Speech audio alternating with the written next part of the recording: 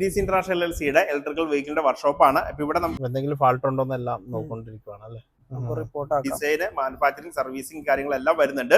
അപ്പൊ അതിന് നമുക്ക് ഇതുപോലെ ഇലക്ട്രോണിക് സർക്യൂട്ട്സുകൾ മുതലുള്ള കാര്യങ്ങൾ എടുക്കുന്നുണ്ട്. MTDCയിലെ ഇലക്ട്രിക്കൽ വെഹിക്കിൾ കോഴ്സിന്റെ അകത്ത് എന്തൊക്കെയാ ഡിസൈനിങ്ങിന്റെ അകത്ത് ഉള്ള സെക്ടറിൽ, അതുപോലെ തന്നെ മാനുഫാക്ചറിംഗ്, പ്രൊഡക്ഷന്റെ അകത്ത്, റിസർച്ചിന്റെ അകത്ത്, അങ്ങനെ പല സെക്ടറിൽ നമ്മൾ ഈ വണ്ടിയിലൊക്കെ എന്നാ മോട്ടറാണ് ഉപയോഗിച്ചിരിക്കുന്നത്? ഇത് നമുക്ക് PMSM എന്ന് പറഞ്ഞ മോട്ടറാണ്, ഡ്രൈവ് മോട്ടറാണ്. അത് സ്റ്റുഡൻസ് നമ്മൾ ഇവിടെ ചെയ്തിട്ടുള്ള ചെറിയ സർക്യൂട്ട്സ് ഒക്കെയാണ്.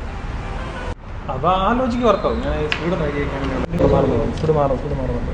സ്റ്റോപ്പ് ചെയ്ത് ഞാനൊരു കോഡ് നെറ്റ് ചെയ്യാം. ബാറ്ററിയാണ്, അതിന്റെ ഒരു സെല്ലാണ് അല്ലേ? സെല്ലാണ്. അപ്പൊ നമ്മുടെ സ്റ്റുഡൻസിനെ ഇതിങ്ങനെ പാക്ക് ചെയ്താണോ വെക്കുന്നത്? ബാറ്ററി പാക്ക്, സോൾഡറിങ് ചെയ്യാനൊക്കെ ഉള്ള സോൾഡറിങ്, അത് അവർ പ്രാക്ടീസ് ചെയ്യാൻ വേണ്ടി. പിന്നെ നമുക്ക് സോഫ്റ്റ്വെയർ സിമുലേഷൻ വരുന്നുണ്ടല്ലേ? അതൊക്കെ നമുക്ക് റിസർച്ചിലോട്ട് പോകുന്നതിന് വേണ്ടിയൊക്കെയാണ്. നമുക്ക് ഇത് എവിടെ ജോലി കിട്ടുക? നമുക്കിപ്പോ സർവീസ് സെക്ടറിൽ ഇപ്പം കിട്ടും. അതുപോലെ തന്നെ പ്രൊഡക്ഷൻ, അതുപോലെ റിസർച്ച് ഫീൽഡിലൊക്കെ ആകുമ്പോൾ നല്ലൊരു ഹൈ സാലറിക്കുള്ള ഡിമാൻഡിങ് ടൈമാണ് ആക്ച്വലി. 2 വീലറിന്റെ ഡ്രൈവ് ആണ് ഈ വരുന്നത്. അപ്പൊ നമുക്ക് ഇവിടെ ഇപ്പൊ ഒരു 4 വീലറും ഉണ്ട്.